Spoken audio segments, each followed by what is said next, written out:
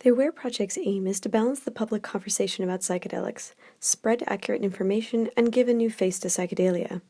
We feel that this change will occur through connection and relationship, one individual at a time. We are calling on everyone whose lives have been improved through the mindful use of psychedelics to educate themselves and become ambassadors for the psychedelic experience.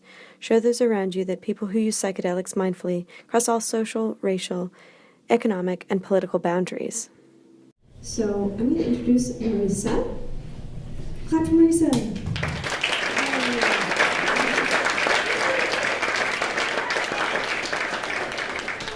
Yay! So Marisa has been taking over curating these events and bringing in amazing people. So she did last month, and that was a huge hit with Preston. And now this, and we've got more things planned. So I'm going to have her going to give the mic over to her and have her introduce what we're going to be experiencing this evening. Yay! Awesome. Hi, everyone. Okay, so this is something that's been really exciting to me, the theme of masculine and feminine, and how do we find a balance, and how it often, toxic masculinity is this word that's thrown around. How's it understood? What's it mean? It came up for me personally when I had a reading, and the woman said to me, "Girl, you're way too in your masculine energy." And I was like, what do you mean? And it was just that I was so hell-bent on proving myself to the world that there was no room to receive and no room to be in my feminine. And so this is not a male issue. This is a everyone issue, and I'm really just excited to see all the various forms of it articulated and expressed from lots of different perspectives.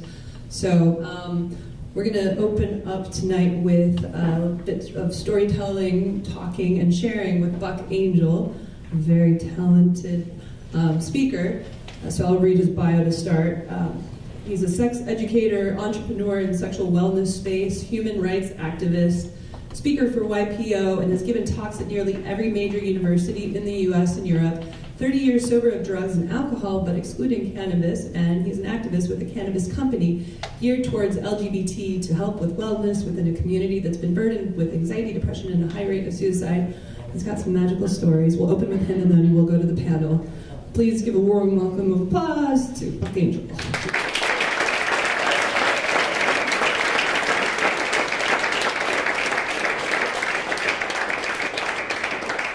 I'm going to sit, is that all right? So hi, I really feel very honored to be in this space this evening, so thank you all for inviting me and bringing me in here. It's very special. I feel the energy, and I feel very much like people want to hear things I'm about to say. So, to begin with, I was not always this guy you see right here. And I was not always in my masculine space. I know you're all looking at me like a man right now. Whatever that means, right? We've always been so inundated with this masculine and feminine thing. And this evening, talking about masculinity is very important to me. Because how I was raised was not in that space. And as you know, or might not know, women and men are raised very differently. Women are raised one way, and men are raised another. I was raised more with the idea of me being a female. And so I was socialized as a female. And I was taught to do things more like what a female is supposed to do, not like what a male is supposed to do. But as a child, I always felt like a male. And I always acted male. But I was scolded for being that way. And I was told that you are not supposed to be acting masculine. That is a very, very powerful word, masculinity. We don't give that same power to femininity, which is kind of sad to me. But through my life, I reached for that idea of masculinity, and with that, I taught myself how to be masculine, because I wasn't given that space. So I had to override my femininity with masculinity, and what we would call today toxic masculinity. So I walk the world very masculine and very mean and very angry and very forward and very dangerous on some level. I didn't like myself. I didn't like who I was becoming, but I thought it was how I was supposed to be. This evening, I think, is a very important panel that you'll hear, because we as men are taught so many things that can be dangerous. Yet we're not given the space not to feel that way. We're not supposed to be vulnerable. I will cry right now, because I am vulnerable. And it's a space that I learned to be in, especially in a group of people, because I feel that you will actually appreciate my vulnerability. That has not always been the case for me.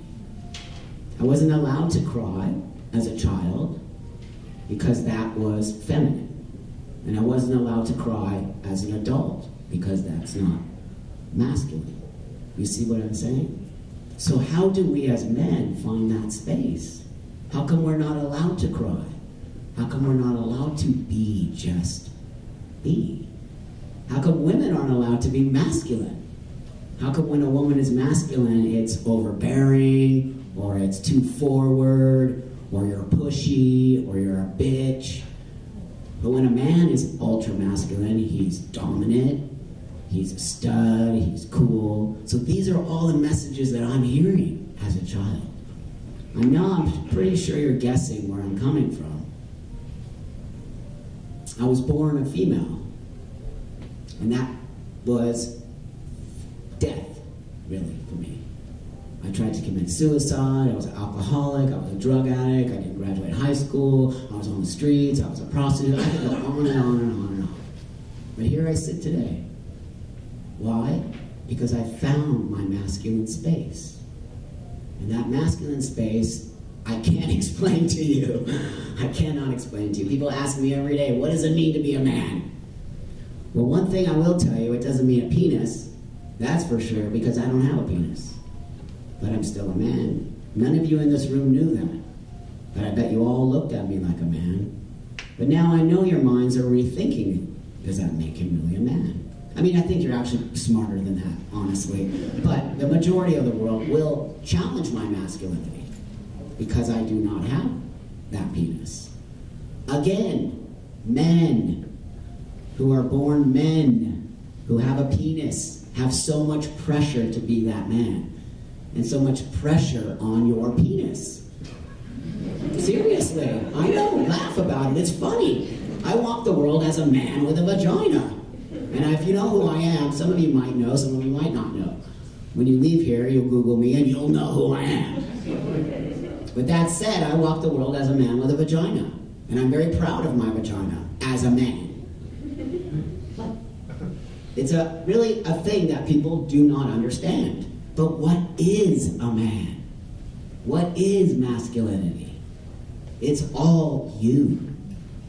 We have to start teaching men, and I really believe this, that it is not what's between your legs that makes you. It is what you feel in your heart and where you come from. And I'm telling you this evening, you must leave here with the understanding, all the men and all the women in this room and everything in between, it's you. Society forces you into these boxes and these places that are not you. You are taking on things that the world is telling you to take on because they feel comfortable, not you. I don't get a penis because I don't need one. And if I got one, it would be for you, because it would make all you feel comfortable. It doesn't make me feel comfortable. I'm perfectly fine with my vagina. In fact, I celebrate my vagina as a man. So please understand this one thing. I'm so blessed to be here today. I'm so blessed to be alive. I shouldn't be here. But the universe put me here for a reason. And I was invited here, thank you very much, for a reason. I was invited here because I believe my journey is about helping people get to a space that they don't know how to get to. And that's combining your masculine and feminine. That's what I do today. I combine my masculine and feminine. I walk the world naked in front of everybody, with my head held high. And that's what I want you to do. And learn your space and be proud of your space. And men, cry. It'll make you feel good. Thank you guys so much for listening to me.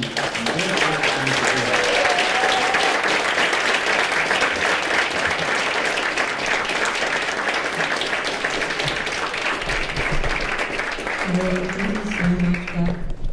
Google him, please. All right, so our panel is going to be moderated by Preston Lopez. I'll read his bio, and then he'll introduce everyone else. I don't know, do you want to come out, Preston, while I read your bio? Keep all the suspense.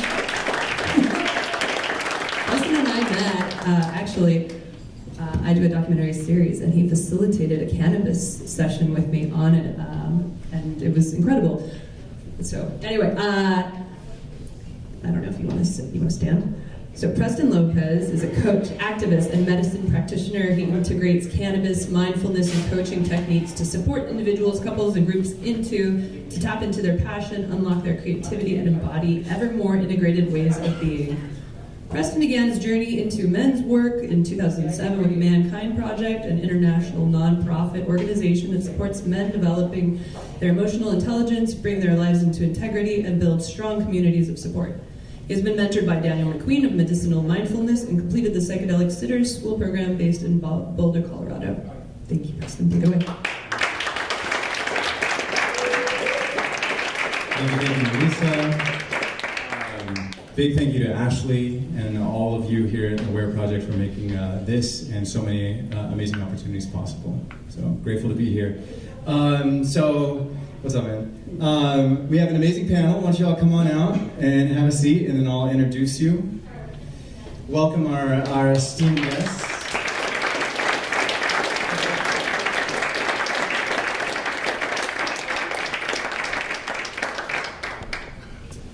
So, a little bit of a preamble before I actually do these introductions, right? If you haven't noticed, there is a whole lot going on out there, right? There's a whole lot going on out there. Some really big shifts are going on. And a lot of our old systems are being challenged. Patriarchy being one of those, right? And so as this shift happens, right, we've had 2 waves of feminism, we've recently had the Me Too movement, and as women continue to be empowered and the feminine rises, there's real questions going on being asked out there about what does it mean to be a man? What is masculinity? What is healthy masculinity? So this conversation here doesn't happen in a vacuum, right? Doesn't happen in a vacuum. Even though often in the past, communities such as this, right, higher conscious communities, spiritual communities can spiritual bypass the shit out of things. I'm really sensing like a new understanding that we need to be present to and aware of the larger societal systemic conversations that are happening. And I dare say that we, as a community such as this, have a lot to contribute to that larger scale conversation. Even a responsibility to be on the front lines of that conversation. So, I'm excited. Because just as all these big shifts are happening, all these old systems are being challenged, we also have what? This resurgence of plant medicine, psychedelic medicine, right? Opportunities to really start shifting and transforming our consciousness. So, like I said, I'm excited. I'm grateful to be here. One last piece. I don't see myself as an expert. I see myself as a seeker, as a helper, right? Somebody who's always trying to learn. And so none of us up here have a monopoly on truth, right?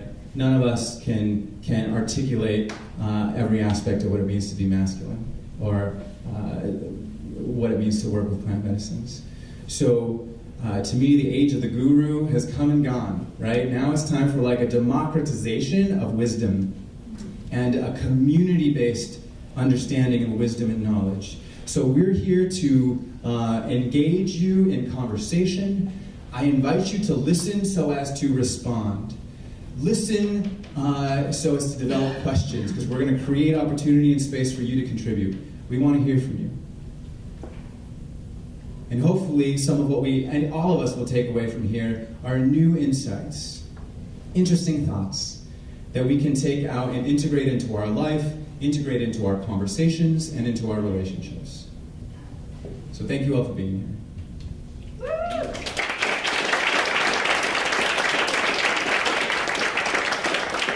So, we're going to start down on the end.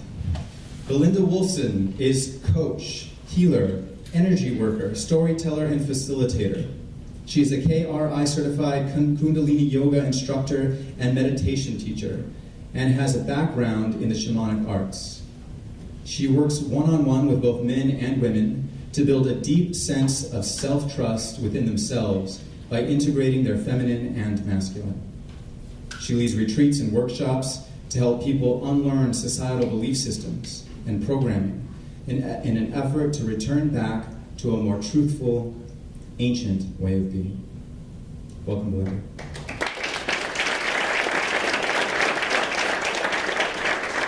Next, we have Aubert Bastiat. He is a men's work facilitator, heart math certified coach, and a co-founder of Sacred Sons, an emerging voice in the collective movement of healthy masculinity. Aubert's path into the healing arts began after a mystical experience that gave him the strength to break free from long-standing addictions, work through cross-generational trauma, and heal from the pain of sibling loss by suicide. He has facilitated healing and consciousness transformation for individuals and groups using a synthesis of non-denominational core shamanic practices as disseminated by Michael Harner and the Foundation for Shamanic Studies, inner guidance somatic processing as taught by Amara Samada, and the theories and techniques of individual and group psychotherapy and medicine work. Welcome, Aubert.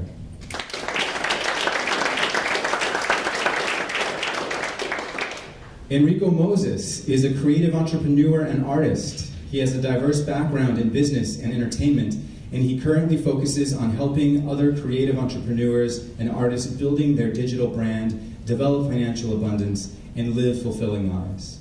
He is an advocate of cannabis culture and the intentional use of this plant medicine for creative expansion. Welcome, Enrico.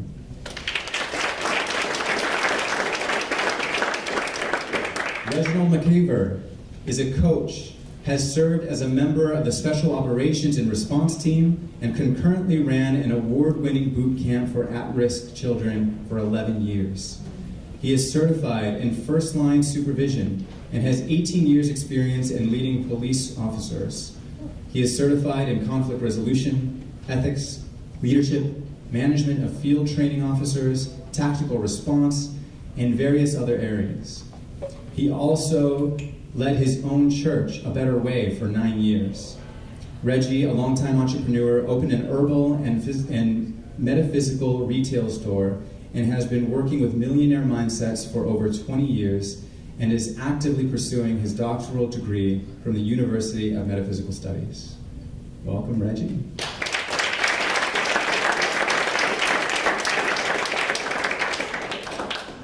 Cool.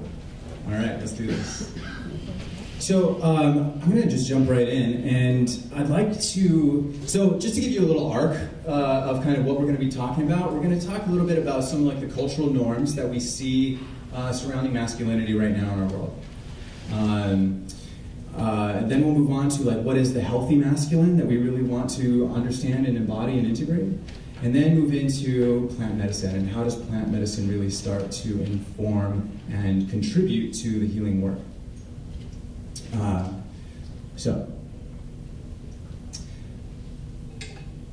Personally, I grew up in my dad's a Mexican-American, I've got 3 brothers, there was a lot of machismo in my family, right? And I was a super gender non-conforming, queer, artistic, sensitive little kid who really quickly got stomped out. Not physically stomped out, but like a lot of that got taught out of me. So in this conversation of cultural norms, what are some of your experiences? What did you learn about what it meant to be a man or what masculinity is? Reggie, why don't we start here with you? Can you hear me? Keep the mic. Okay. We're going to pass this one down, then we got a little bit there. Now, the comment about the undercover informant and all that, that's not me. So I I don't dress shoes. I can't like them, y'all. That's not me, all right? So, throw that out there, you know. They do it, right? But what I first learned about masculinity was from my mother. I was the only boy of 8 sisters. One was, in fact, murdered by a husband. But she gave me my first idea of what it was like to be a man. And I was the smallest, I was the youngest. My sisters was bigger than me, you know, going through being bullied, and I had to come home and get them. And it's nothing like your big sister walking you back to the bus stop. Hey, that's it. So, and what she told me was this, you know, she was like, always take care of your sisters. And she told me, always speak up, always stand up for yourself. And I never look at it like she told me how to be a great man. She told me and taught me how to be a great human. And the things that she told me were life learned lessons. My first dealing with what I call masculinity was boot camp. And being sheltered, being out there, there was nothing like seeing a man. When my father wasn't there and many of my friends, they didn't have a father in the home. But the first time I saw a man chewing on a toothpick and he was saying words that I never heard before, it was, to me it was like, you know, it was, I was seeing this man and he's teaching me how to stand up for me. He's teaching me how to have character. He's teaching me how to do things the right way. So as far as masculinity, I had experiences. I think my experiences will be different from a lot of people because even in my culture where I come from, we were always not out of leadership. When we had leaders, Dr. King, Mayor Evans, those leaders sometimes end up being assassinated. And it was sometimes within us. Don't speak up. Or don't take your rightful place because you never know what will happen if you speak up. And I think that in our culture, we were also had songs that make fun of us if we were not displaying what it took to be a man. You had songs that came out by Destiny's Child and they picked at men for staying with their mothers and they said that a man should do this and a man should do that. And right around alongside, they didn't tell us on the other side of the spectrum what we should not be. We've got it even from slavery when we were taught and we had these posters that were made when our black women said, why didn't you rescue us? And we had division within our own community. So these are some of the things that I relate to when it comes down to masculinity. Yeah, for me, as a mixed child growing up, I had a lot of different perspectives. My mother was Jewish, my father was Black and Native American, so I would hear things from the different perspectives, from the different cultures within my own family. And being just an American boy, like culture really shaped my masculinity. Music, hip hop, television, movies. So kind of being, reflecting on culture and then having like my father tell me things like, you don't want to play soccer anymore, you want to play football. Or, you know, being into things like, oh, the ballet looks dope, like that's cool. And my father would be like, no, that's not cool. So these little nuances of what it means to be a man. But I think for me, at the core, music and hip hop was one of the things that really shaped how I look at my masculinity and what that means, especially as a mixed child. You know, not having the luxury of being like, you're Black, so this is how you should be, or you're white, so this is how you should be. I always had more of a self-reflection of, well, how do I feel like I should be? You know, my white friends being like, you don't speak white enough. My Black friends being like, you don't speak Black enough. So really taking that and taking a step back of redefining, like, well, what does masculinity mean to me? So that's really been my journey growing up. Thank you, brother.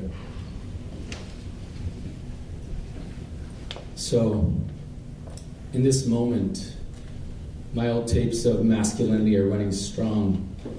And even though I've spoken in front of hundreds of people, I feel nervousness. And I also feel this part of me that wants to conceal that and appear stoic and composed. but I guess I'm feeling a little anxiety, a little excitement to speak here. It's an honor, really. And so, one core aspect of masculinity that I picked up from my dad was to lone wolf it. That you figure things out on your own, that you conceal your pain, that you don't express your pain.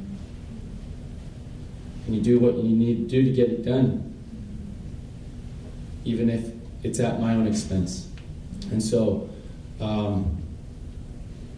my father was just such a massive figure in my experience of what it is to be a man, and having him, do his best to love us, but abuse us as well, and withhold his love because he didn't have that love inside of him to give, because he was taught by hyper-conservative parents.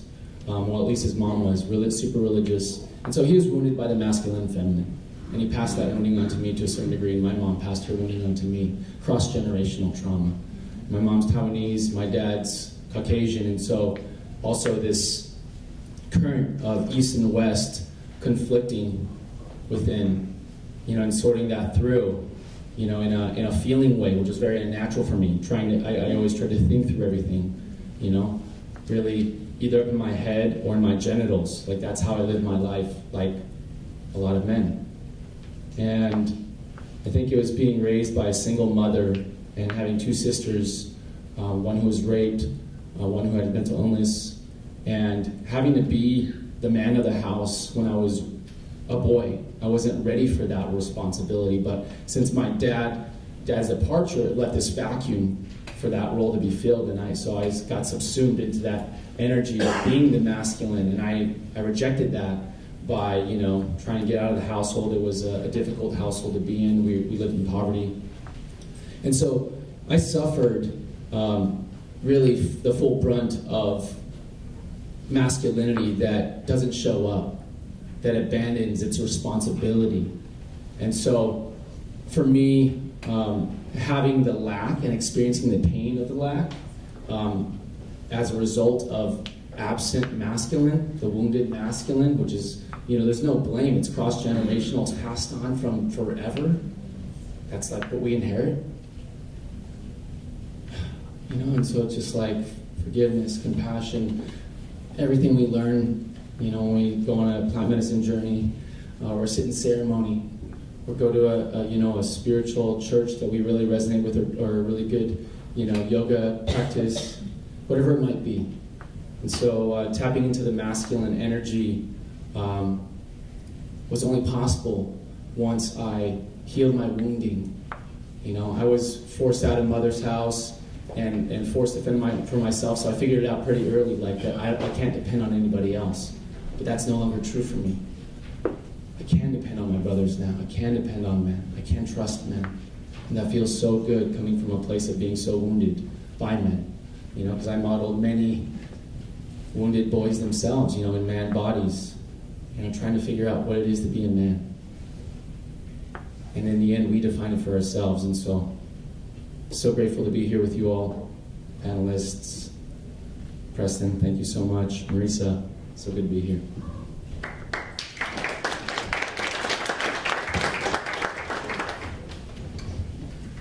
Hi. Can you hear me okay? It switches up. Can you hear me? Yeah. Okay, beautiful. What did I learn about the masculine growing up? My mom is from Zimbabwe, my dad is from South Africa, and they moved to the States when we were little kids. So I grew up with heavy British colonial influence in my household. So my dad was the breadwinner, and my mom was the stay-at-home mom. And both of my parents were at the extreme end of the spectrum, almost opposites, right? So my mom was fully tapped into her feminine, wild, free artist, storyteller, made no money, manifested very little in the actual material world, and my dad worked all the time and was pretty miserable, actually. So I grew up pretty confused. I'm like, wait a second, you guys, what's the middle ground here? And it's really interesting. I knew I was deeply, deeply spiritual from the time I was itty bitty, but my father not necessarily having very high IQ, very low EQ. So we didn't really talk about faith or feelings in my home. So in the context of the masculine, I actually learned that if I actually wanted to have a healthy feminine, I needed to prove myself. I needed to prove that it was real. And then eventually I kind of got into my 20s and dove very deeply into spirituality and almost fully stepped away completely from my own masculine because I didn't have a healthy understanding of what it should look like. And so it's been a really interesting journey for me to have to invite it back into my life because I sort of saw myself following my mom's footsteps where I was deeply spiritual. I knew who I was to my very core. All of my friends, knew exactly who I was. But I was having trouble actually putting myself out into the world. Mostly because there was a lot of wounding around really feeling like I had to prove myself or fit in. So yeah, it's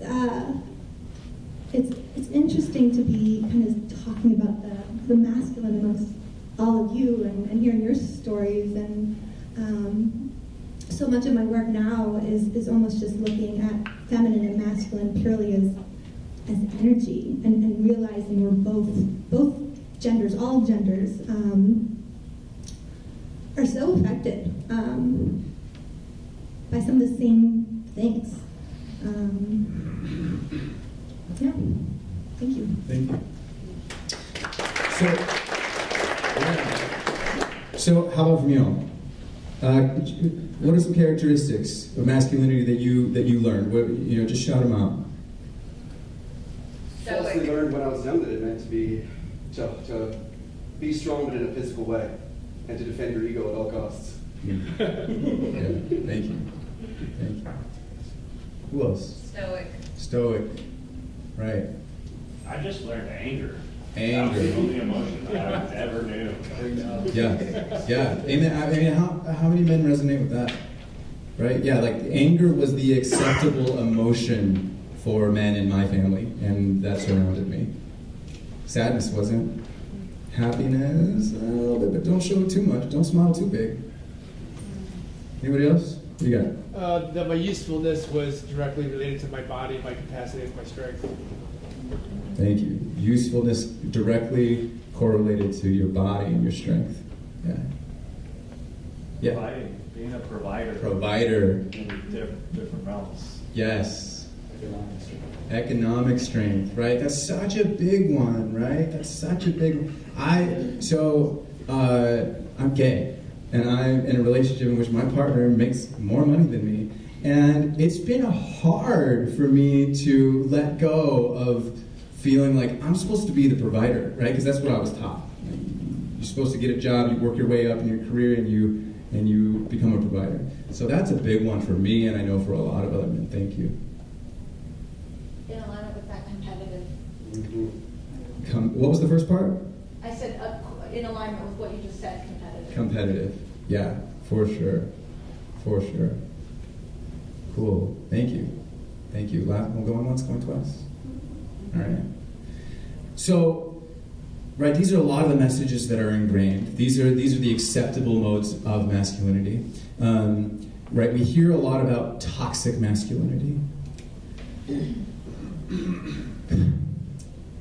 What do you all think about that term? What is toxic masculinity? Is it even a useful term? Or does it do more damage than good? I'd be happy to hear your thoughts. Why don't we start down on this end? Belinda, you got the mic. You want to pass it this way?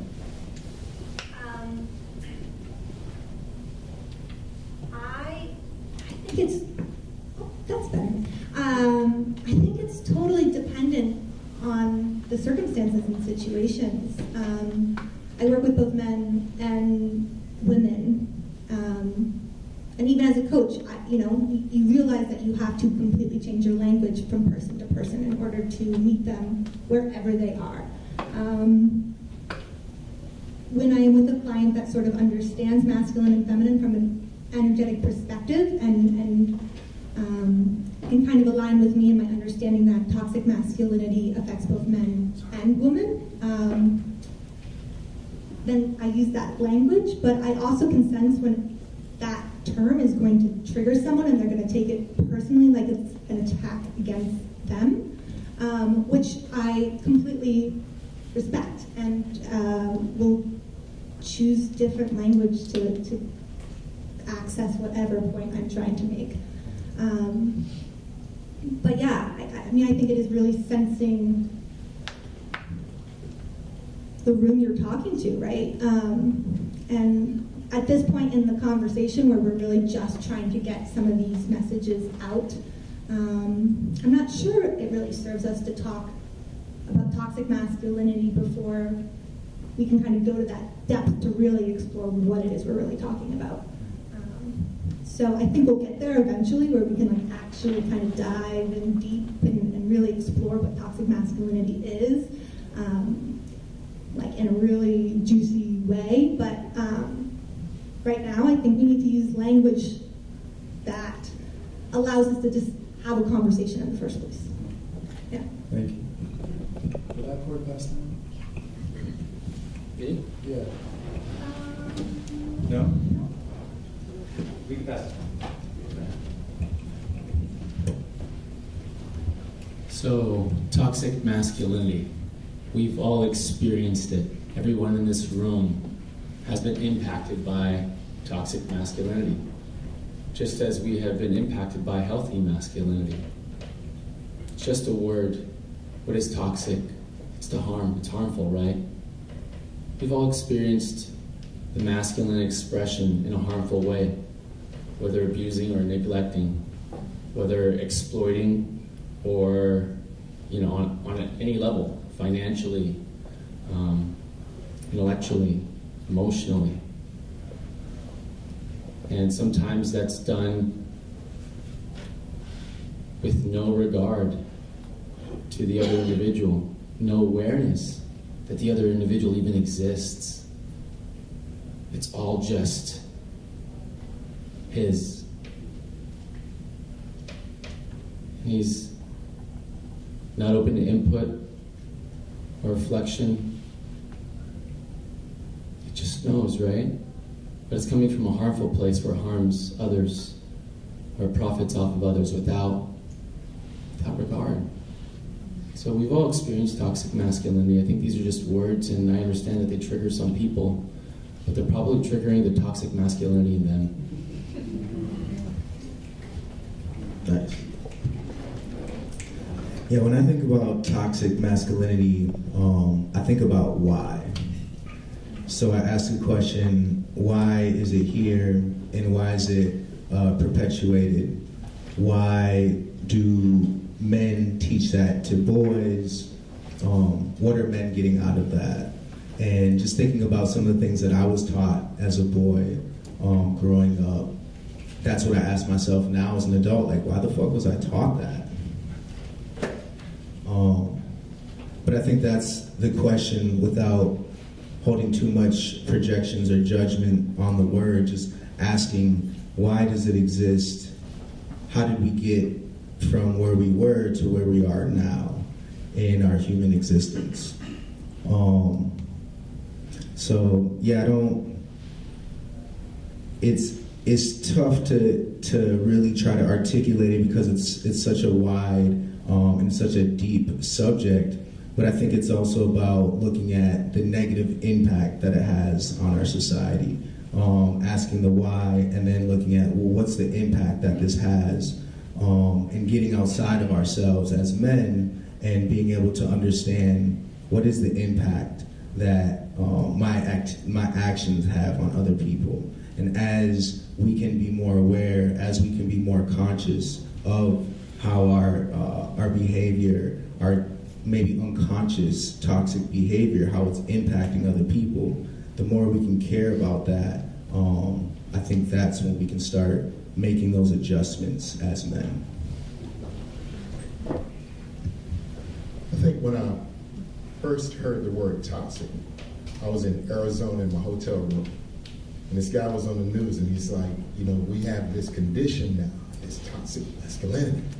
So I'm standing up in my hotel room, I'm looking at the TV, I'm like, oh, what is this? This guy was like, guys are toxic. So I called my best friend, I said, hey, listen, I know I'm in Arizona, listen to this right here. And I turned the TV up, and he was going in, he was like, you know, it's toxic masculinity, and men are toxic, and we need to do something about it. Got back on the phone and said, oh no, they're trying to put us in a dress. And I said, no, I don't think that's what it is. I said, I don't, you know, so I'm honest, we were like, this was an emergency. We called all my friends on the phone, and they're like, I knew it was coming. And so, after it settled down, I think the Gillette commercial came out, I think 3 weeks later. Phone was blowing up again. I'm trying to have a meeting.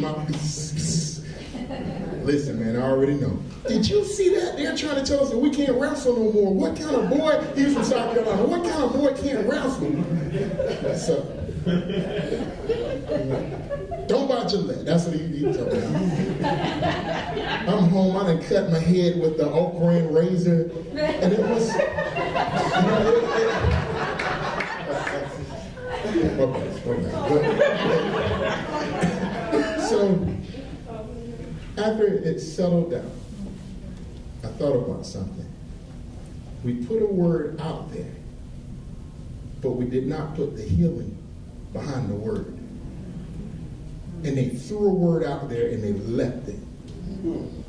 And that's something. If you were honest in this room, every one of us had a moment where we were toxic to somebody. And we started out being at times toxic to ourselves.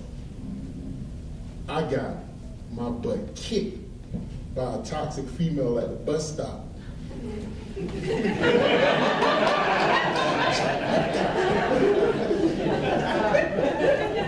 She was in the second grade, about 7'2". So what I found out, and especially running a boot camp for 11 years, you think guys get toxic. You had just as many females that were toxic as males. And if you haven't seen anything until you've seen a female celebrity put up a post and how many women go in on her for how she looks. And I'm like, man, it takes something to be a female. I'm like, I couldn't take it. I'll be fighting people. I'll be outside their house. but I, you know, and they said it. You got on a bathing suit, and now you got this cellulite on your leg, and this woman has to take all of this. To me, toxic, it's not so much belongs to men. It's a problem that all of us need to come together and heal. And I think the problem was they put it out there and they did not put a plan of action. And we know within our communities, when you say there's something new that came out, the first thing that hit us was psychology. When it told us that we wasn't whole because our fathers was not in the home. And that really hit us because what did it do? It put something in the back of your head that you were less than. Men are holding women accountable, vice versa, but no one's holding the government accountable for the role that they played in creating this toxic environment. And I say until we all can get together and have a conversation like tonight on how to heal, we'll just walk out of here and we'll still be divided. And when we hear the word toxic, it throws up something in us. The only thing that I saw toxic that I do not like is the bullying. And I mean, you know, and I'll remember as a cop, there was one guy, and it was he wasn't even a cop with us, but he used his badge to take advantage of someone. He walked up to the guy, and you know how you do when we're having a toxic moment, we pull our belt up and say, you remember what you said about me, and he started going in on the guy. And there's one thing I do not like. I do not like to see a person bullied. And I do not like to see a man or a woman hold their head down because they feel less than. And right then I stopped it. Right then. And that is what we have to do. When we see a toxic act, we have to do something to stop the act that's toxic. And I said, listen, I'm not going to stand here and let you talk to this man like this. And I said, now, if you want to fight somebody, You know, you can fight me. At that time, I was dead looking like 500. I was like, you want to. But this man, you better leave him alone. And he got mad at me, and he filed a complaint on me that I stopped him from doing this law enforcement duty. My captain looked at me. He said, if I was you, I would have hit him.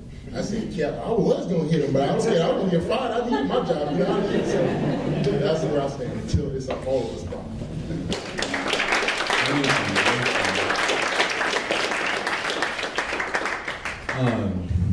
Beautiful, thank you. So I love that notion, right? Of we put a concept out there, but we didn't put the healing behind it, right? So here we are now to talk about the healing. One of the things that I forgot to say that we talked about in one of our pre-events was that, we are medicine for each other. We're medicine for each other. Right? So beyond the substances that we might take and use for expansion and healing, ultimately what those help me do is be medicine for you. And help me recognize you as medicine for me. So this conversation, right? This is putting the healing in there. Right? That's what I hope. That's what I hope. Yeah. So then what's the healthy masculine? Right?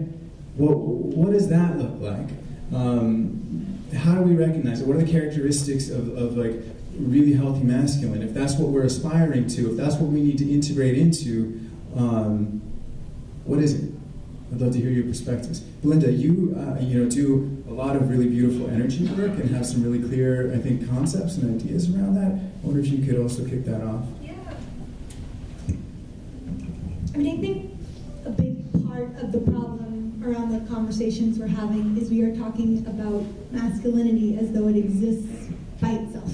And it doesn't. You can't have masculinity without the feminine, right? And I think to kind of deeply understand what healthy masculine is, you have to deeply understand what healthy feminine is.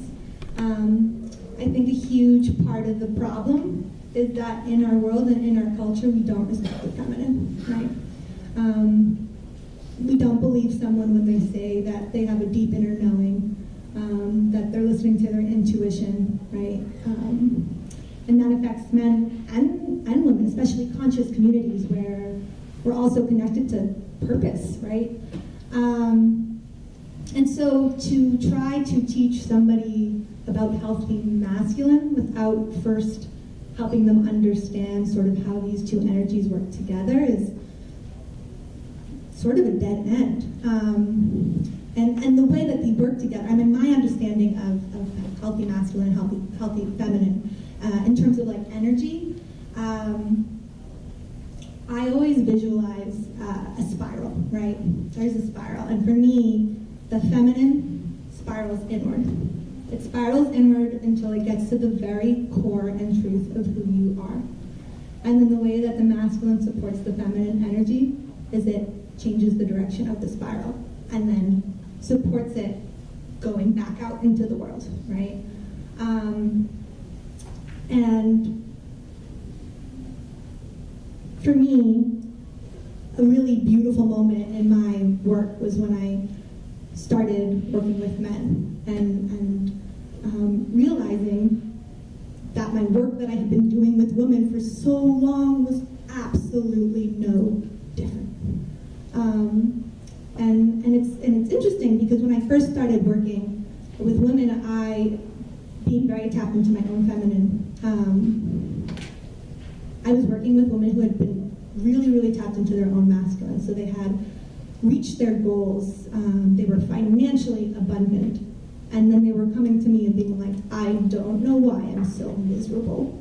And it's because they had lost the connection to who they were. They had suppressed their feminine to such an extent that they were just going and doing and surviving in this world that tells us that's what success is as well. And so my work really became teaching people how to integrate their feminine again. And then it's been really cool to expand that to men now and literally work in the same exact way. And I think that's such such an important point, right? Like, we're all sort of doing the same thing. The energy affects all of us. The difference is, right, the cultural gender norms. And that's the kind of distinguishing point that I've come to find. Right, it's that the man's supposed to make the money, and you know, these very, very programmed belief systems that we're taught. But when it boils down to the energy and the energy alone, it's exactly the same. It's exactly the same. Yeah. Thank you, Belinda. Yeah, and I love the point, right, that we're shining a spotlight on the masculine, but really I agree with you that we can't talk about one without the other. We can't have a fully fleshed out understanding of one without understanding the other. So as we continue this part of talking about healthy masculinity, if any notions of the feminine, right, that was my next point, so we'll just integrate it here too. Like if you have anything to say there, please jump into that. I'm going to go ahead and end this. All right. It's healthy masculinity. And I'm like I said, I'm being honest. Everyone has perception, so it's going to be hard to agree on what a man should be, because everyone is coming from a different point of view. You can't even get two people to agree on who God is. And if you want to bring up a bad debate at the dinner table, bring up religion. I think what we need to do, as it brings us together, is teach a better job at looking within. You see? And working with clients, you know, I have a lot of guys that I work with have been sexually assaulted by other men. And it's devastating. And it's devastating when you hear someone that's going through something, when they feel like they can tell no one, or victimized, when they didn't have a say-so over it. And I sit back and I listen to them. And a lot of things, it brings me to tears. I cry with them, you know? And then it's the same thing I've experienced through, you know, back to going through bullying. And I teach them this. Same thing I had to learn. Whenever you are in life and something like that comes to you, always check your voice. Because it's something about your voice that it tries to suppress. And when something puts you in a position where it tries to shut you up and make you feel a certain way, then the moment you open your mouth, there's a power in what you've been through that can unlock something in someone else. And these guys got on Facebook and they began telling their story. And they began telling what happened to them. And then you know people started coming out of everywhere. Start saying, hey, this happened to me. And hey, this happened to me. Then my phone rings and now you find guys that are empowered. Because what once held them captive, they use their mouth to set other people free. And that's the most powerful feeling in the world. And the most powerful thing with me, I'm manifesting all these bullies. And I was little, I wasn't like I was now. And I said, what is it about my voice that something is trying to shut up? And I began to open up my mouth. And, you know, and when I open up my mouth and I tell my story, you never know how many people could just be healed behind what you're holding to yourself. If we try to define what masculine is, then everybody's coming from a different point of view. My thing is, just be kind. Just be kind to yourself first, and be kind to people second. If you see someone, whether female, last night, I stood at the mall door, and I held the door open for her, and she says, my friend, you don't find people like this anymore. And we sparked up one of the greatest conversations. And sometimes when I open up a door for a female, they go right on through the door. They don't say thank you. I don't get mad about it or anything. But you know some of y'all do it now. You just but it's healthy masculine, I find, is treat everyone like you wanted to be treated, like you want to be treated yourself. And if everyone does that, we'll have a much better world.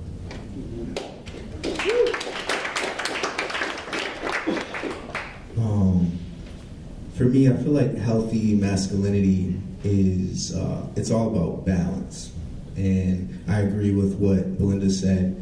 You can't really talk about healthy masculinity without really understanding the healthy feminine. And I learned healthy masculinity from my mother, being raised by a really strong single mother. She taught me how to teach women and why that's so important to be conscious of how I'm treating women and how I'm speaking to women and how I'm speaking to my little sister. There was always an awareness around that. And I think that finding that balance and having that consciousness of how the feminine is feeling when I'm speaking, or if I'm getting angry, being conscious of how that is impacting the feminine from a place of putting myself in their shoes and finding that place of balance, understanding that I have both within me. And so for me to truly tap into my healthy masculinity, it is to understand what does the feminine want and to have that balance when I'm treating or when I'm dealing with women. Thank you, brother. How many people in this room believe that they're energy beings? By a show of hands, that you're energy, you're comprised of energy. Subatomic atoms glued together by spirit. How many people in this room have tried a plant medicine or psychedelic or an entheogen or shifted into some other altered state of consciousness through some other modality like yoga, shamanic drumming? Yeah, pretty much everyone, right? So at our core, this question of healthy masculine comes down to what we are at our core. And that is, despite your beliefs, what your beliefs might be, it's consciousness, it's energy, right? And so coming back to these archetypal energies of masculine and feminine, what does that even mean? Like, what are we? I guess we have to ask ourselves, what are we? And where do we come from to really answer that question of healthy masculinity? Because people, whether you believe it or not, have come and shown us the full path to this healthy masculinity. Like Yeshua the Christ, Buddha, Krishna, Guru Nanak, Danwan Matus, Lao Tzu, and these divine teachers from throughout time have brought and created huge movements we call religions now, which has become dogmatic and toxic in its own right. So, coming back to the healthy masculine is really about uncovering who and what we are. We can do that through plant medicines, we can do that through yogic practice, we can do that through exercise, whatever it might be. Surfing. It's about finding that healthy masculine within. We all have it within us. We are energy beings. And as we tap into that, because this is the active expression of God, of all that is, that's what we are, right? As well as the feminine. For men, we have it on the inside. For women, it's expressed outwardly. And there's everybody on this spectrum, that we are all beings on this spectrum, energy beings. And we can label it all we want. Toxic, healthy, this or that. As soon as we unlock who and what we are and really reclaim that, really honor that, then we'll know what healthy masculinity is and we're going to share with the world. And nothing will stop it. Nothing can stop it. Even death.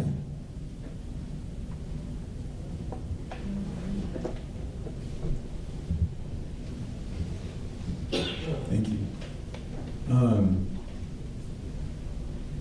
So plant medicines, right? That's what we're all here for, right? Let's be honest. And psychedelics medicine, right? You talked about like the expansion, right? The bigger picture of what we are, and these archetypal energies of masculine and feminine. So how do plant medicines, what do they have to teach us? Psychedelic medicine, how does it help us expand? How does it help us understand a more healthy embodiment of masculinity? Who wants to start?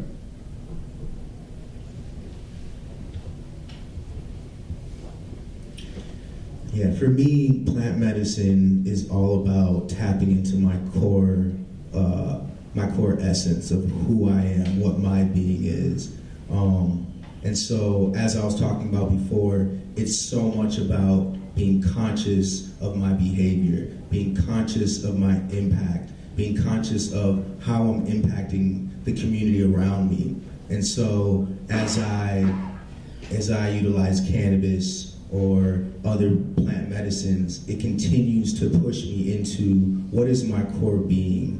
When I show up, how do I show up in my greatest power without trying to project or judge and put my hurt onto other people? How do I show up clear and in my unique being? And I think that that's so much about understanding how am I showing up in impacting my community in a negative or positive way. And that's what happens to me when I utilize plant medicine, is I start going through those questions of how am I showing up, how am I impacting the community around me. And so thinking about taking myself to a healthier place, it's also about finding the support. And for me, plant medicine brings me around a community of people who are like-minded. And I don't know about y'all, but it's like the vibes. Like, you know, it brings me to like vibes. And I think that there's something really powerful around healing there and understanding who to be healing around. I think there's a big trust factor to utilizing these plant medicines and listening to the plant, and when it tells us who we should be around and who we shouldn't be around. And so those are some of the main takeaways that I've gotten from plant medicine. Thank you. Wow, what a topic. I'm resonating so hard right now. Full on. So, plant medicines for me, I wouldn't be sitting here if it wasn't for plant medicines, you know? Through plant medicines, I've, connected to God, connected to hell, realized that they are both in me, you know? And so through many deaths of who I thought I was and patterns of behavior that didn't serve who I'm here to express myself in this life as, I've uncovered and recovered, just like all of you probably sitting in the audience, and that's an assumption, but like more of who I am. And this is an ongoing, forever process, reclaiming more of who I am and what I am and what we are, right? We're all part of this same isness. And to be able to use a medium like plant medicines to connect with that truth and embody that truth and be that, and to clear away the wounds that might prevent that, what a gift. It's divine. And so there's that saying, we've all seen it, you know, don't follow gurus, follow plants. And there's a lot of truth in that. And yet, isn't it beautiful when we do see someone that can really truly walk that path of guru, you know, transforming darkness into light and really embodying that, you know? And so my group, Sacred Sons, we're co-stewarding the return of the father archetype. That's what we call it, you know, because the father has been absent, you know, maybe since the Industrial Revolution, but maybe a lot longer. But so many of us are under-fathered and over-mothered. I know there are exceptions to that, but in this time right now, that's what this revival is all about, is men seeking the healing they need, and plant medicines are a great avenue for that transformation. But there's so many other modalities and ways as well that we can tap into the healthy masculine, clear away the toxic aspects of ourselves, and do that healing that plant medicines so graciously provides us, which is this project. It's so beautiful, and I'm so aligned with it. And I'm just so grateful to be alive in this time. It's really exciting. Thank you all for being here.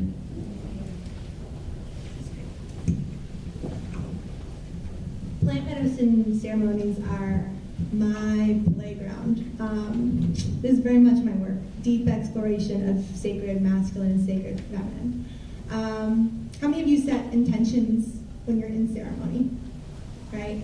And what would you say the percentages that those intentions are met? Like, pretty high, right? So I challenge you, if you're really wanting to deepen your understanding of sacred masculine and sacred feminine, set that intention in ceremony, because plant medicine will teach you, I promise you. And the plant medicine will have a friggin' sense of humor about it as well. I mean, even recently, like one aspect of the masculine I was trying to kind of deepen my understanding around was this idea of the masculine providing protection, right? And it's this sort of delicate line because protection can so easily shift over to overprotection and then stuff, right? Cut off inspiration, cut off intuition. And I was at the point where I was like, you know what, I don't know if I've actually had a live experience of meeting a man who has fully embodied his divine masculine, and I don't know if I've truly understood what protection looks like and not overprotection, because I received the overprotective masculine my entire life. So I set that intention, help me understand, and it was at one point in the evening, and this is the greatest part, is that I was shown by a woman, right? Like I was sitting around the fire and I was curled in on myself, and I was okay, but I was moving through something. And my dear friend just said, Belinda, can I offer you an observation? So already there, right? Like not overprotecting, asking permission. May I offer you an observation? And so I was just like, sure. She's like, you're curling in on yourself, and maybe you can work through whatever you're working through and sit up tall. And at first I was like, fuck you. Like, and then my process took me a little, and then I literally had the thought, no, I'm fine, I'm comfortable. And that's when it landed with me. I was making myself small, and I was comfortable. So I started to listen. Okay. And I literally sat up tall, and I took up space, and I expanded my shoulders, and I kid you not, I started channeling the Cosmic Mother, like directly to people, had specific messages for everyone, no conscious thought whatsoever. It was just coming out of my body. And I was like, there it is, right? That's what the masculine looks like. She was protecting me, but offered it as an observation, at which point I was held and supported. I could open up, and I became the channel, right? I became the divine feminine in that moment. So really, like, I think that is such a huge role in this movement, is really setting those strong intentions in ceremony to get those lived experiences of the understanding, because then it integrates into your body. It's not an intellectual conversation anymore. Like, I get that now, because I just lived it, as opposed to trying to like analyze it, right? So play in ceremony, especially if you're all already doing it. Like, have fun with it. It'll come up with some creative ways to show you.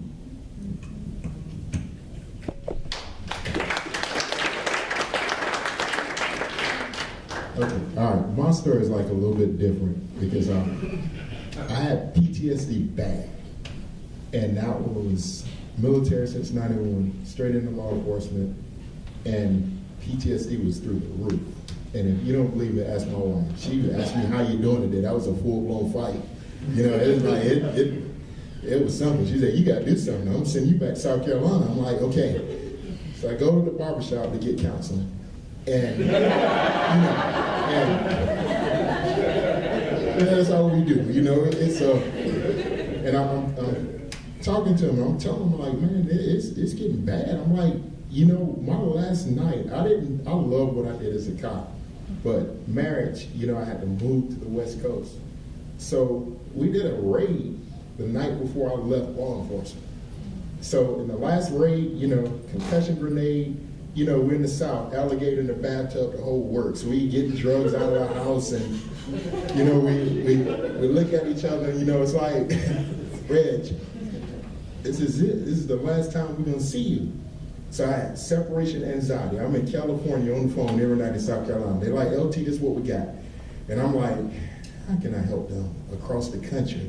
And every night I'm sitting there. They call me when they get in something. We're on the phone. We're crying about it. Like, man, I wish I was there.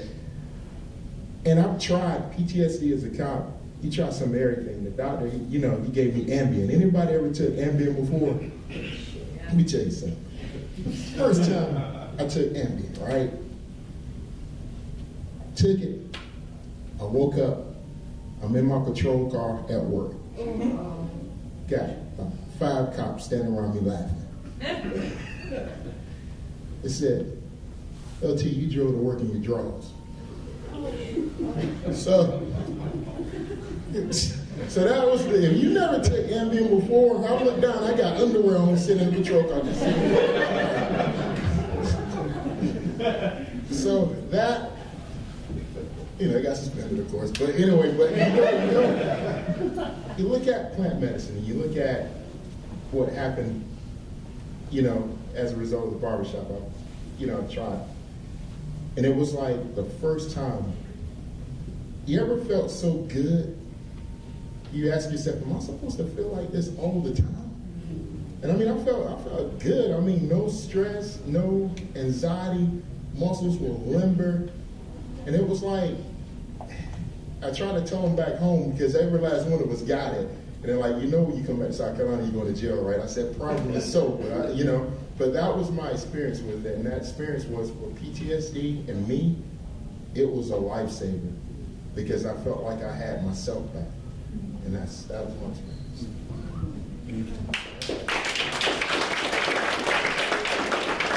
One of the things I want to add there is, we talk about the neural pathways that are formed through the lessons that we learn. And when we're surrounded by, the certain messages that we talked about earlier around masculinity, our neural pathways start firing in a certain pattern, right? We get used to being masculine in a certain way and thinking about masculinity in a certain way.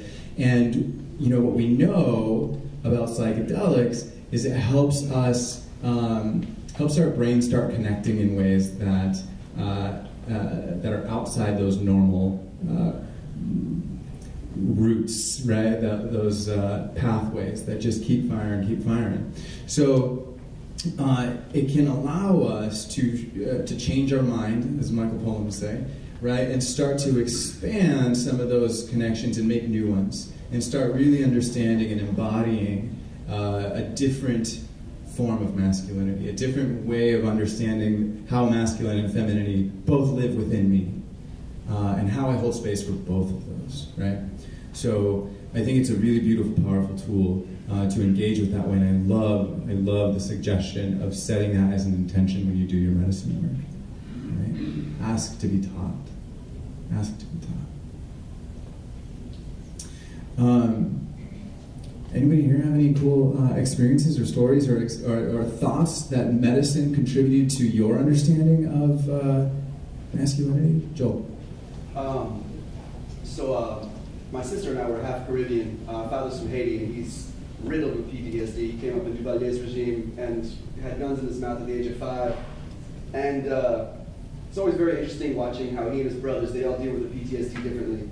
Our dad, mainly humor. Our Uncle Fedi, he's full-on humor. And Uncle JC is just an emotional mute.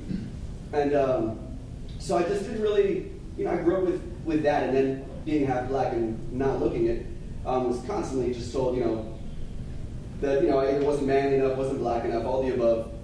And after many plant medicine experiences, as I started to really shed a lot of that stuff that I held on to, like, certain ideas about myself, certain ways I would speak, certain ways I would act, and just slowly getting rid of them. And it was a confronting process. And, but it really gave me the power to surrender into that. And instead of trying to shift how other people were viewing masculinity, instead lead by example. I work in the Caribbean a lot, especially in Jamaica, and that's particularly challenging there because if there is toxic masculinity, there is a stronghold. It is West Indian men, and it's a thing. And working with medicines and in the Caribbean, it's and sitting with them there, it's I've really just been wondering what are other ways to be able to kind of share that message with people who aren't so receptive. And I hope I'll continue to see better ways, but it is full on just helped me in a million different ways. I've let go of a lot of stuff that I held on to. You wouldn't have recognized me 15 years ago. I talked with a much tougher accent. The way I walked was different. Everything I did was absurd. But yeah, I credit plant medicine work and yoga to that. Thank you, brother. Did you have something to say, sir?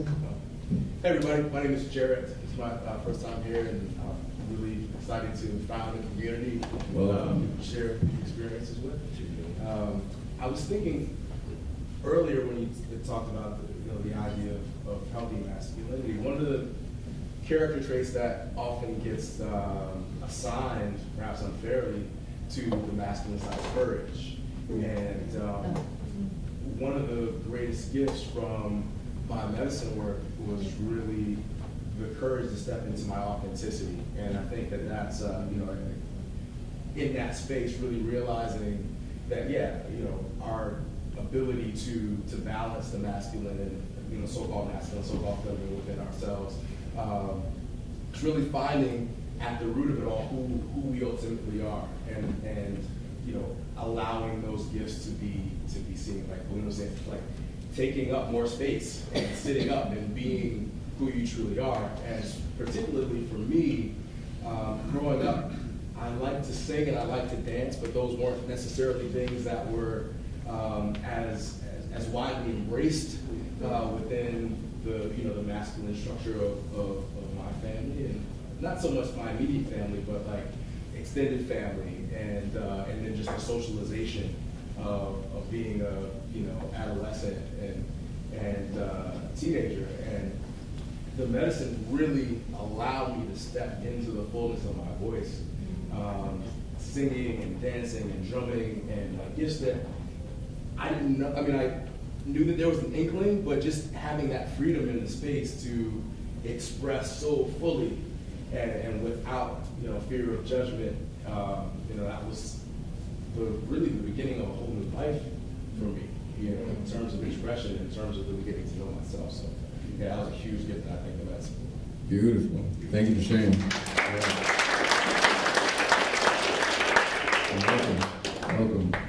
Welcome. Anybody else? Thoughts? Want to share? Yeah. Go for it. You can go. Okay. I spent several months in Peru working with plant medicine, and the last about 3 months I was living in a village, a very small, off-the-grid village, and kind of a byproduct, it wasn't really coming up in my ceremonies with these plant medicines, but I really got to see a family not part of this society. And it completely shattered all of my thoughts about families, women, and men, and their roles. And I didn't even realize that I had these notions, preconceptions about what it meant to be a woman. Like, we're in a society where women can do it all. Like, fuck those, the matriarchal, like, if we're fighting, the woman has to stay at home and take care of the kids, that kind of thing. And I saw a lot of women that I was with look at women in the village like, it's so sad. Like, these women have kids so early and they stay at home and they just cook and clean all day, and the men go and work, and oh, it's so sad, and they don't go to school, and they don't have these careers, and generally just looking at very poor people with pity. And I don't remember, I was just sitting on the porch just looking around, and I mean the joy and the happiness and the fulfillment that I have never seen anywhere else before was amazing to me. And to see how the women were protected and not actually suppressed, like it kind of looked like somebody might put that their perceived notion onto it, or they weren't being suppressed at all. They were being supported to do what they were doing, which is their cultural traditions. Like, they are staying home and they're sewing some artisanias, but they love that, and that's their culture, and they carry their culture, and there's so much dignity in that, and they raise the children, and that's not a small feat. I'm like, there's a lot of them. And the alchemy of the men going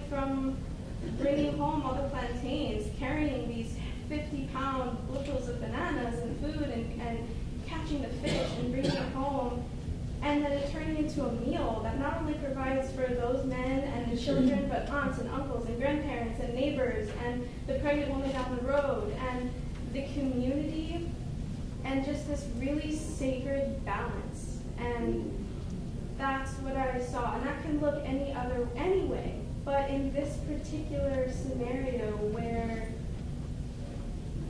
it might be considered rural or outdated, but it was so special and amazing to me, and it changed what I thought of as what it meant to be a family.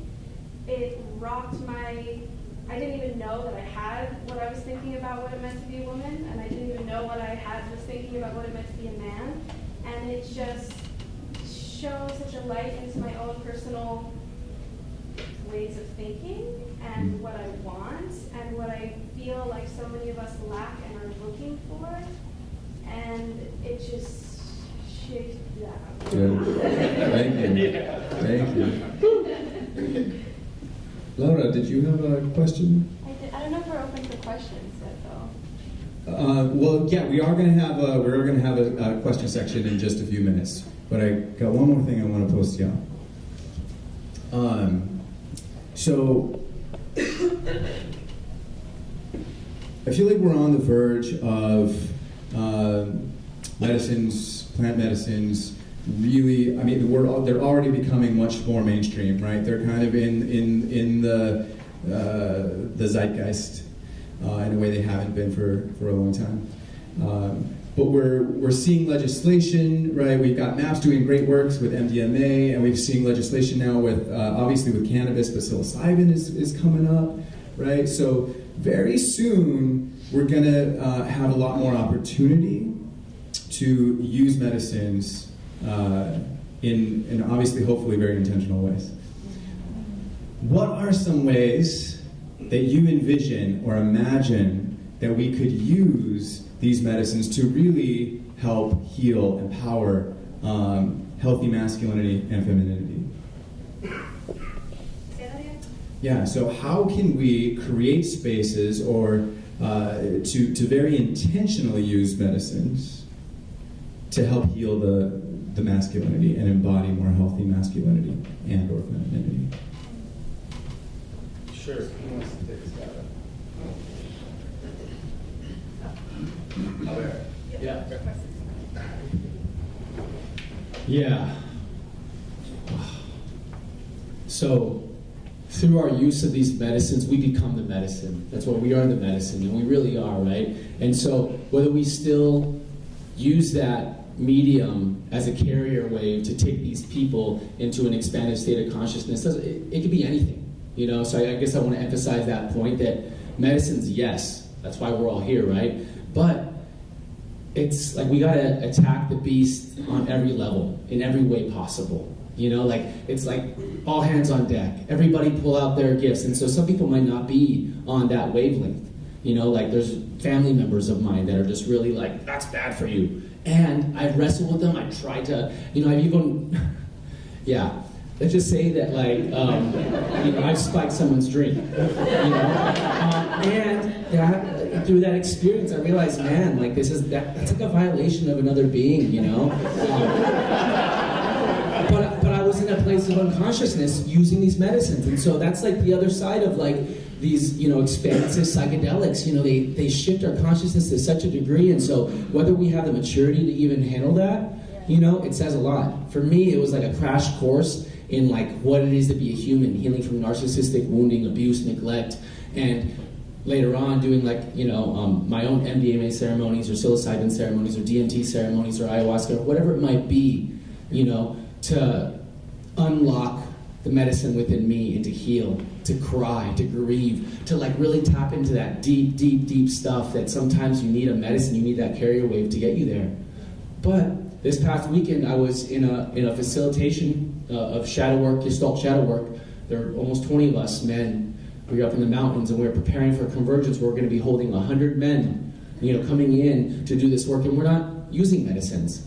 But chances are a lot of the men there will have had experiences with medicines. And so by the fact that we've already unlocked that door within us, it's like we can use our consciousness to access that that power. And we've been doing it all night. We're all transforming each other right now. There's alchemy happening in this conversation. You know, I've been had so many moments where I'm just resonating so hard with all the panelists and feeling your energy out there. And I'm like, we are all literally shifting each other's consciousness in this moment and shifting this paradigm, this world. You know, because we are all carriers of this medicine. It's the human medicine, the spirit medicine. It's what we are. And so I'm all for it. Like, all hands on deck, you know? And with honor and respect to, of course, indigenous keepers of the medicine and the ways, these medicine ways, you know? And so unless there's I honor that, you know? These structures that came out of these jungles, they came out of the deserts, wherever they came out of, and they're still honoring these ways, then but we gotta honor that, you know? Because that's sacred. So yeah, just keeping it sacred, spaces that use medicines and spaces that don't, we need it all. Thank you.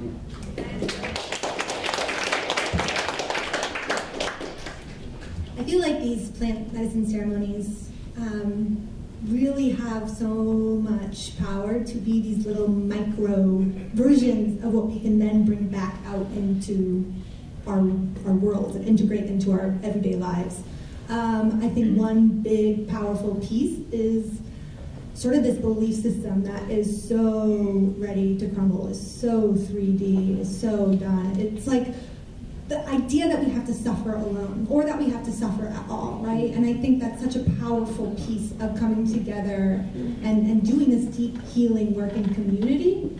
I've worked through some of the most painful, traumatizing experiences in my life, surrounded by people I know who love me, being so fully held, and walked away from that being like, that was kind of fun. You know, so I think they offer these incredible opportunities. And as far as, they almost offer this opportunity for us to sort of reframe our relationships to one another as well, right? Like, we all understand here that we have masculine and feminine within ourselves, and that a huge part of the collective consciousness rising is to fully integrate those two energies within ourselves. And right now, I think where we are in the healing work, our men are gathering and women are gathering. But where we are heading is that the men and women have to come back together. And I think these plant medicine ceremonies are also this really beautiful opportunity to tap into that. And what is required, right, is this, almost this change in perspective of we are brothers and sisters. Because when we actually tap into that, everything changes, right? So if you're looking, two men are together and they are brothers, suddenly there's intimacy and they're allowed to go deep. If two women are sisters, there's no cattiness. I will defend you to the end. And then if a man is looking at me as his sister, and that's how he's meeting me upon like our first meeting, suddenly there's no objectification of me, right? There is an immediate protection. There is immediate bond. And vice versa. I am meeting a man for the first time and I am looking at him as my brother. I am not making him into an enemy. I am coming at him with nothing but my full love. And I think these ceremonies that we're all participating in want to be deeper. They want to be deeper, and it's a choice. I think we need to show up with the intention and the willingness to go there, and then be prepared to do the integration work after. I think that's a really important piece of the puzzle. They're not just one-offs, right? For months after, you're integrating this stuff. And I think the more that we can offer support around that as well, the integration part of it, the more we're going to get out of these experiences.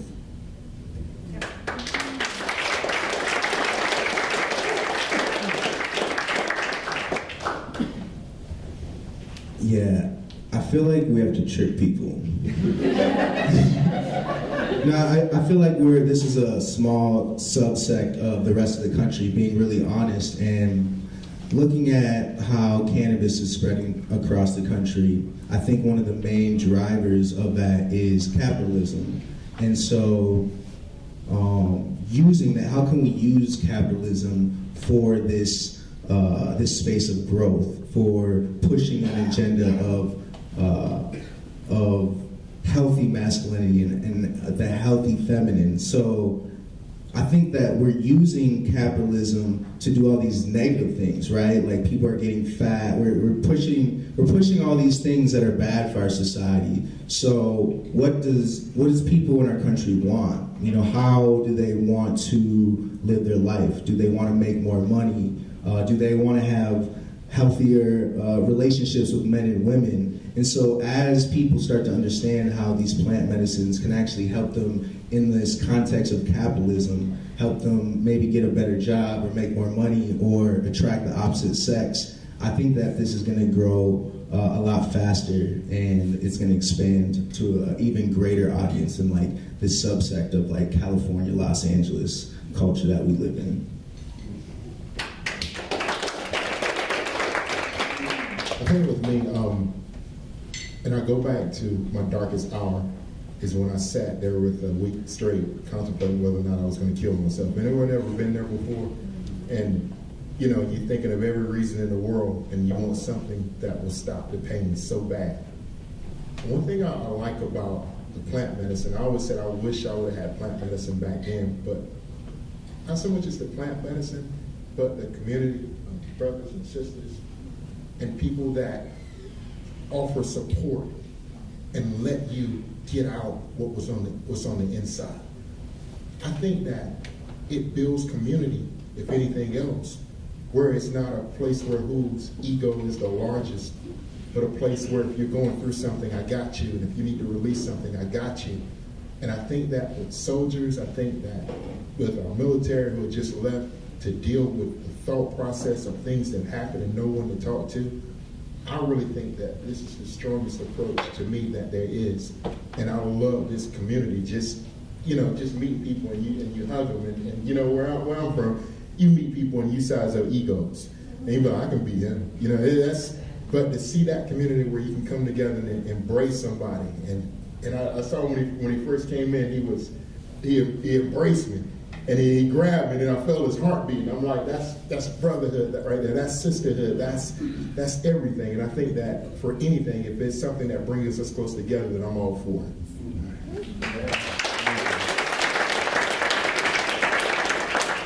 One of the things before I open up for questions is I like to daydream about. So I come from a perspective, an experience within the Mankind Project where they looked around at a lot of ancient traditions and cultures and saw that there was always this archetype of initiation, right? And there was very intentional experiences created for boys to transition into manhood, etc. And a lot of that entailed altered states. Sometimes it was a psychedelic altered state, sometimes it was sweat lodge, sometimes it was fasting, rape, and other more grotesque ways that make me nauseous. But there was this notion of altered states in this ceremonial space that was a transition into adulthood, into another way of being, right? And it was a hero's journey. They took a hero's journey. And so the Mankind Project recreated that. Like, all right, we need to create this experience of initiation. There's no psychedelic substances, but so one day, I think it would be amazing to be able to create that tight container over the course of, say, a weekend, where we're going to do initiatory work, and then we hold space for a ceremony, right? Then we dive deep and do some medicine work. To me, that's exciting. I'd love to see that.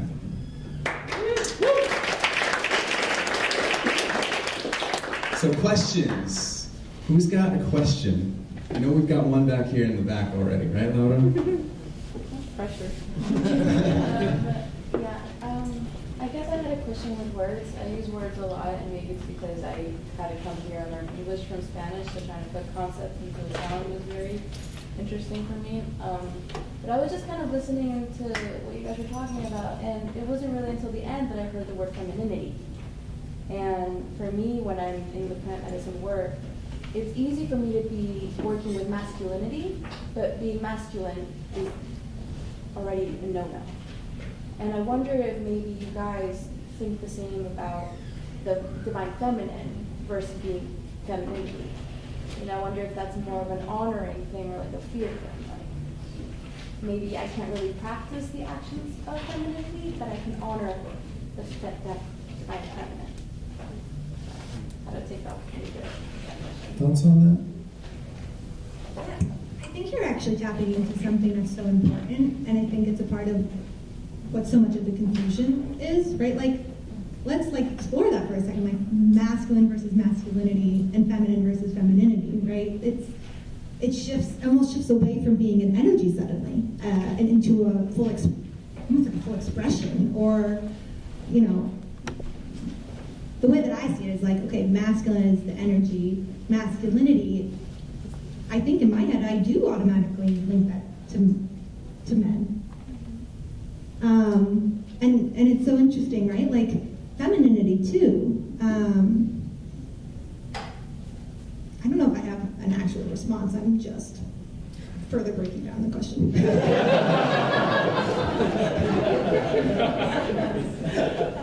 love it. Anybody else have a thought on that? You know, one of the things, I don't think this particularly speaks to your question, but something that that I like is, so along the different energies of masculine and feminine, for me, so I think masculine, I think clear boundaries, I think structure, right? And to me, that's great. That's a great energy to prepare for a medicine ceremony, right? To make sure that I've got my boundaries set, that I've got my clear container, so that I step into this non-orderly state that can be very fluid and nourishing and feminine, right? And then I also think in the aftermath of masculine as being very like action-oriented, right? And what are the things that I'm doing? So with the integration process, right? Like, how do I take this experience that I had in this non-ordinary state, and how do I like start to manifest it through my actions, through my deeds? So for me, I like to kind of play with that notion of the different energies. Any other questions? Yeah. So in the spirit of sort of something you opened with, like how this community could be at the forefront of this conversation, many of these conversations on a national or more larger society scale, I think a lot of what we've talked about, and it's been hit on a few times, like Belinda, you said I might use different language when talking about toxic masculinity. We've been sort of having a conversation here that I don't think the general society would hear or understand in the same way that we are all hearing and understanding it. So I wonder, the panelists, if you had like what are some changes to the language or the conversation that we've been having here that you might use out there and that we might all use out there? Everyone want to tackle that? Okay. I think for me, talking about it in the sense of consciousness is really important, thinking about unconsciousness and consciousness and how that relates to the individual. That's been a conversation that I've been having with people, and it always brings people in when I speak about my unconscious behaviors and how that impacts people, rather than my toxic masculinity. So I think that could be a term of just that's less gender attached to it, and it could be more fluid. And I feel like maybe it makes people a little less defensive, and just owning we're all unconscious in some type of ways, and there's a process of going through consciousness that is about processing that and understanding where does that come from and what is the impact that that has on me and the community around me.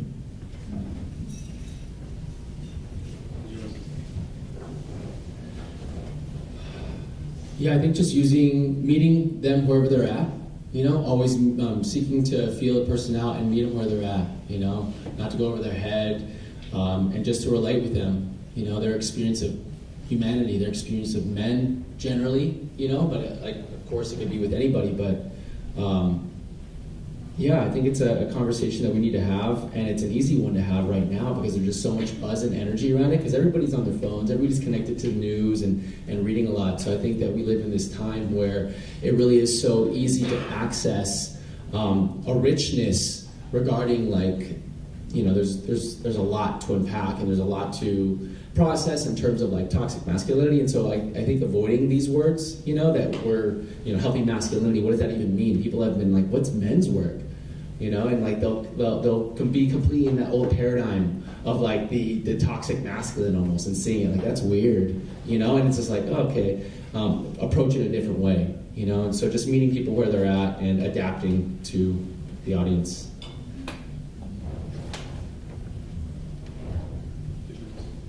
I think with me and the toxic masculinity, I think that in what I do when I'm talking to people, and we hear it because it's a hot topic. You better say the right thing or you're in for a fight. So with me, it's causing people to really look within. And I always say, hey, let's take the word toxic out of it, and let's use the word, how can we heal? How can we put healing back to us as a whole? And people are hurting. And the last thing that really people need right now is another label slapped on them. If you're going to tell me I'm toxic, tell me what's the process to get me to be untoxic. Because at any time, when you have words today equal legislation tomorrow. And what is a word today? It becomes a symptom. And when it's a symptom, it becomes a symptom that hits our community. And you're going to have innocent people walking into a word called toxic masculinity and trying to be deprogrammed to something that they didn't even know that they had. So my conversation with people is, hey, let's take that word off, and what's the real issue? And we're mad at each other. We're mad at each other behind something someone else did. We take a stand behind something because someone gets us emotional on Facebook. You know, I said this, if we go and look within, if you teach a person, hey, however you're looking at that person, I'm going to turn it right back on you. How are you looking? How are you viewing the world? And what is it that we all need to heal from so that we can have better conversation in the first place? Yeah. Yeah, I like that. And I think for me, I don't use the word toxic masculinity a lot when I'm engaging or working with people. But what I do talk about is developing emotional intelligence. I talk about bringing our lives into alignment, right? Our actions, our words, our deeds. I talk about building community and being vulnerable, right? And I think that those are ways that we counter some of those more toxic tendencies that we experience, particularly in a lot of men, without it being a conflict. And then also, particularly around like psychedelics or plant medicines, right? There's a lot of people out there who still are like, you talk about your family, like, that's bad.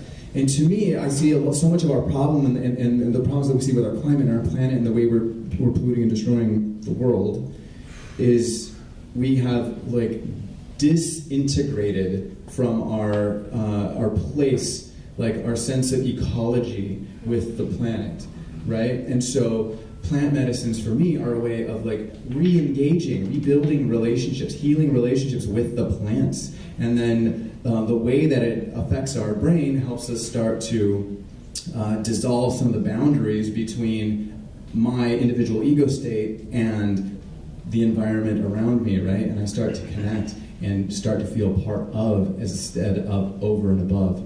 So I stop extracting and I start honoring. So.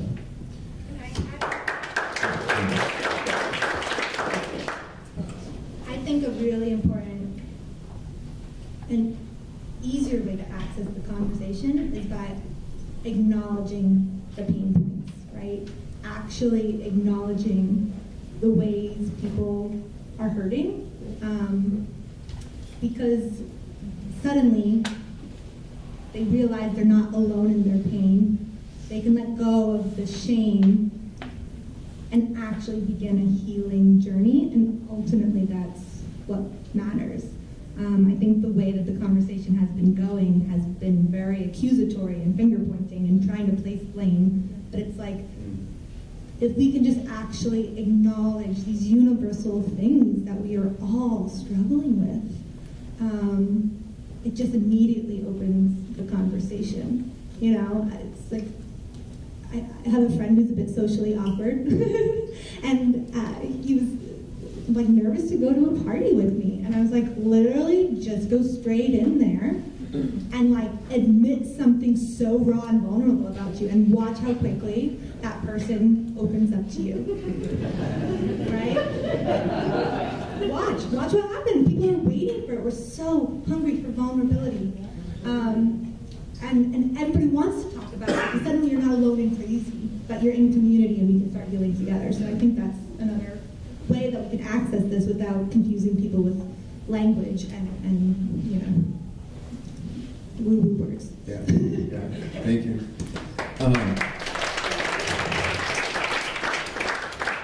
I think we got time for one more question. I saw your hand up in the back. Thanks. I hope I can flow with this. How would any of the panel participants recommend that that we sort of span these cultural stereotypical divides? I guess I'll use a racial cultural analogy, but not just between them, really specifically between men and women. But for example, I'm part Choctaw, Native American, Oklahoma.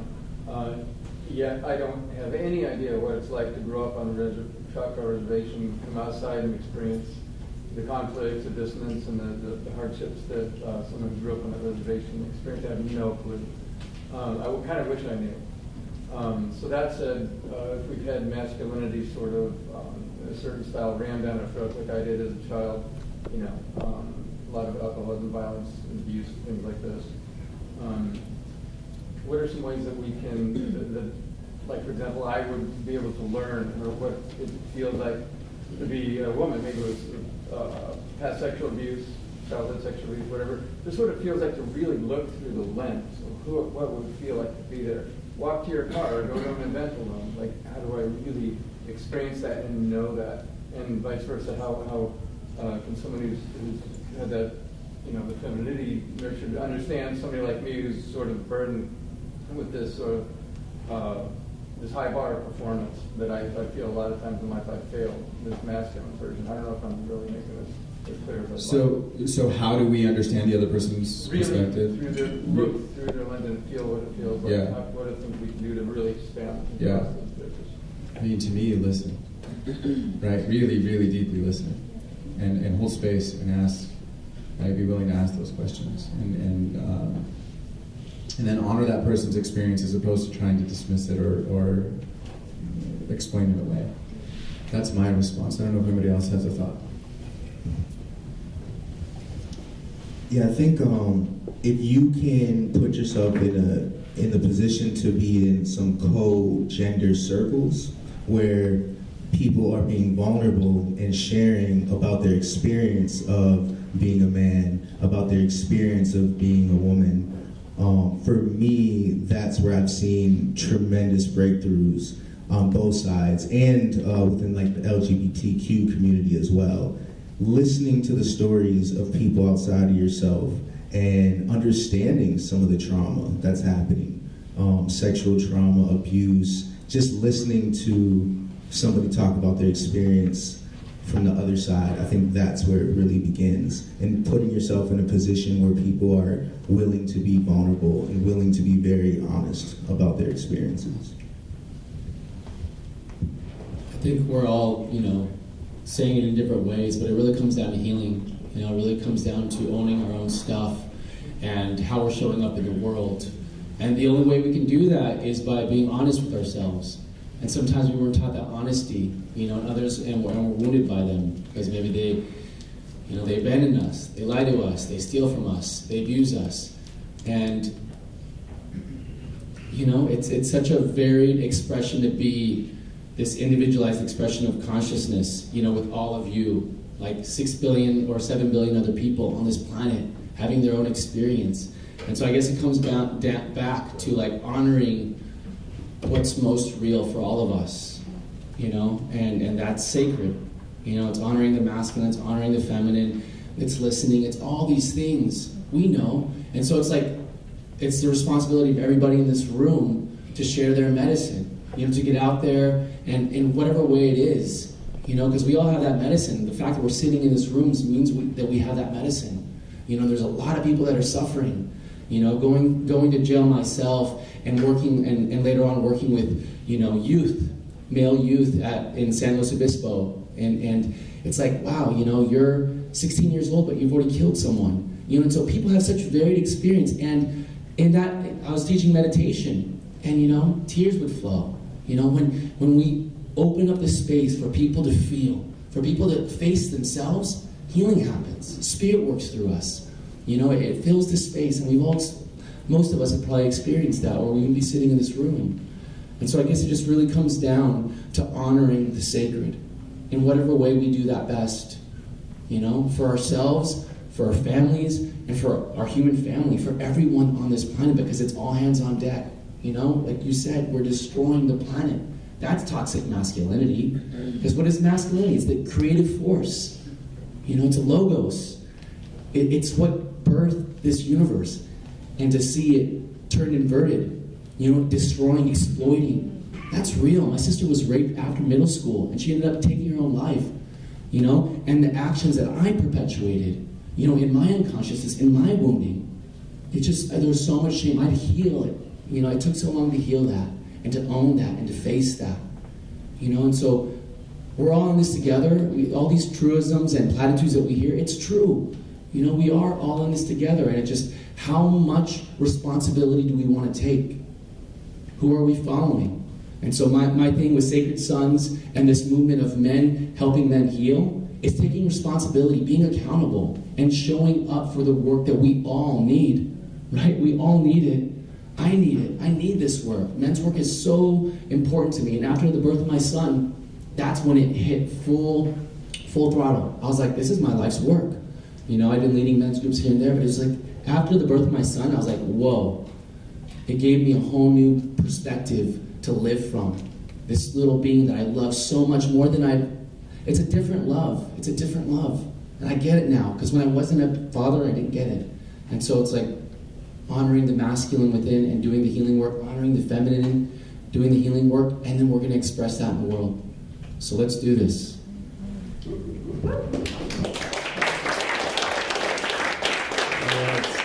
On that note, we are wrapping up. I know there was some people who had some more hands up, so please feel free to approach, engage. We're here to talk for a little bit. Ash, Marisa, do you have a... Yeah, cool. Thank you so much to our panelists.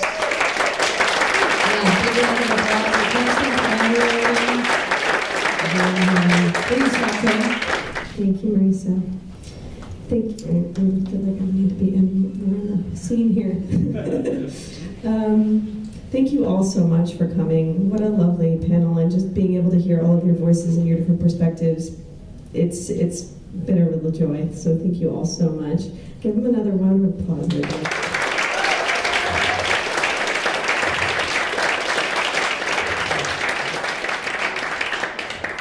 Thank you so much for coming. This has been such a valuable conversation, because, you know, if we don't create spaces to be able to talk about things that are in the undercurrents of our experiences, both personally and culturally, then they continue to keep perpetuating, you know, and if the medicine teaches us anything, you know, we need to face these things head on. And so I hope that this conversation has given you food for thought, things to bring out to the other communities that you're a part of, to set your own intentions around this and to explore, because as we all know, the healing starts with ourselves. So coming and exploring these issues in your own ceremonies, in your own practices, whatever that means to you, I encourage you, let's do this together. We're all exploring and trying to figure this out. You know, our culture is going through such an awkward growth adolescence phase as we come into consciousness and as we start to use these very powerful tools, and yet our consciousness in starting to embark on these journeys is not what it will end up being in the end. And so you know, we're the little bit of the blind leading the blind. But there's so much to learn when we all come together. So thank you so much.